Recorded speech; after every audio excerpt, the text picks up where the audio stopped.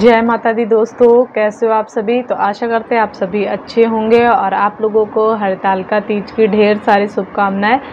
तो आज हम आप लोगों को बताएंगे हरितालिका तीज कब है, हरितालिका तीज का व्रत कब किया जाएगा। आज हम इस वीडियो में बात करेंगे हरितालिका तीज का व्रत साल 2025 में कब रखा जाएगा और इसका पूजा का शुभ मुहूर्त क्या रहेगा और हरितालिका तीज की पूजन सामग्री क्या है और इसकी संपूर्ण पूजा विधि क्या रहेगी, कैसे करना है, हरितालिका तीज व्रत के नियम क्या हैं, इस दिन क्या करना है और क्या नहीं करना है।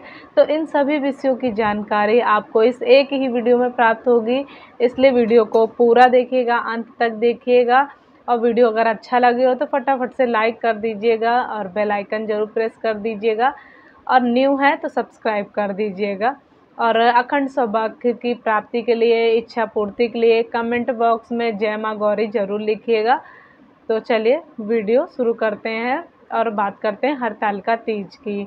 तो हरितालिका तीज हिंदू धर्म में किए जाने वाले प्रमुख उपवासों में से एक है।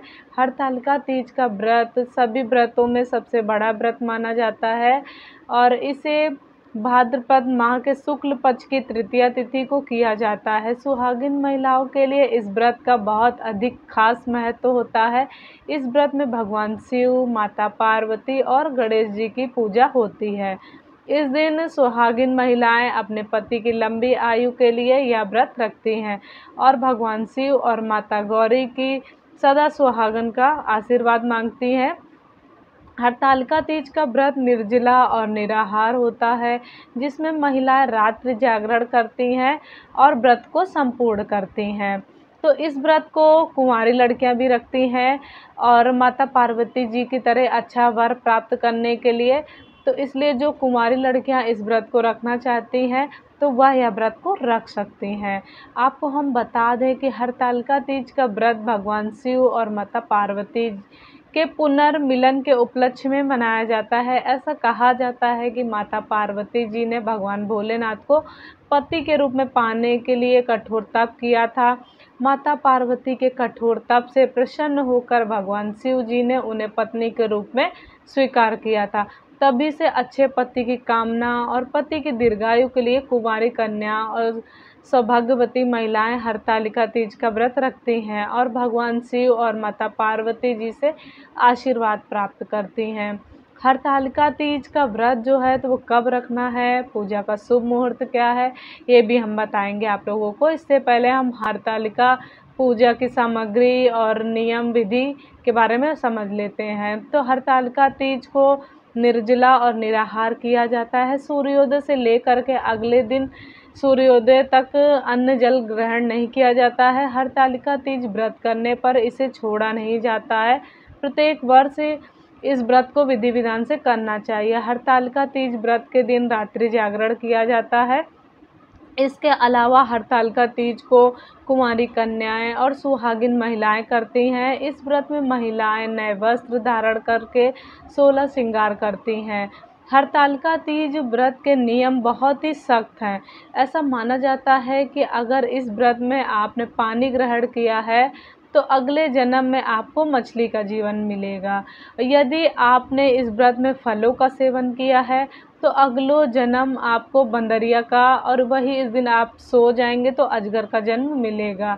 इस व्रत में यदि कोई महिला दूध पीती है तो वह अगले जन्म में सर्पनी बनती है। जो शक्कर खाती है वह मक्खी बनती है। जो मांस खाती है वह शेरनी बनती है। जो अन्न का सेवन करती है वह मतलब किशोरी बनती है। तो इसीलिए हरितालिका तीज का व्रत पूरे नियम और संयम के साथ करना चाहिए। तो चलिए अब जानते हैं हरितालिका तीज का व्रत पूजन सामग्री के बारे में। तो इसमें भगवान शिव और माता पार्वती जी की मिट्टी की मूर्ति बनाई जाती है। इसीलिए सबसे आवश्यक सामग्री है कि काली मिट्टी और बालू या रेत। इसके अलावा लाल कपड़ा, केले का पत्ता, फुलेरा, साथ ही बेलपत्र, समीपत्र, धतूरा, आकड़े का फूल, भस्म, श्रीफल यानी पानी वाला नारियल, पान का पत्ता, दूर्वा, गेंदे या गुलाब के फूल माला, ऋतुफल, मेवा मिष्ठान और बेसन से बनी माता पार्वती जी के जेवर, श्रृंगार का सामान, वस्त्र, धोती या गमछा, घी, कपूर, सफ़ेद चंदन, रोली, सिंदूर, अक्षत, कलश, गंगा जल, पंचामृत में दूध, दही, घी, शक्कर और शहद, आम का पत्ता, सुपारी, लौंग, इलायची आदि सामग्री लेकर के विधिवत पूजा करनी चाहिए। चलिए अब हम जानते हैं कि हरतालिका तीज की पूजा विधि के बारे में। तो हरतालिका तीज की पूजा प्रदोष काल में की जाती है। पूजन के लिए सबसे पहले मिट्टी से भगवान शिव, माता पार्वती और गणेश जी की प्रतिमा बनाई जाती है। फिर उसके बाद में फुलेरा बनाया जाता है और उसको सजाया जाता है। पूजा के समय सुहागन महिलाओं को नए वस्त्र धारण करके 16 श्रृंगार करना चाहिए। और फिर इसके बाद में आप एक लकड़ी की चौकी या पटा रख लें और उस पर लाल रंग का वस्त्र बिछा लें। अब चौकी पर स्वास्तिक बना लें, फिर केला का पत्ता रख लें। तत्पश्चात तीनों प्रतिमाओं को स्थापित कर लें, वहीं पे स्थान दें। अब आप एक कलश की स्थापना करें, एक मुट्ठी चावल पर कलश को रख लें और उसमें स्वास्तिक का चिन्ह बना लें। कलश के अंदर थोड़ा सा पानी, गंगा जल, हल्दी की गांठ, सुपारी और एक सिक्का को डाल दें। फिर आम का पत्ता रख करके उसके ऊपर चावल से भरी कटोरी या प्याली रख दें, उसके ऊपर दीप प्रज्वलित करते हैं।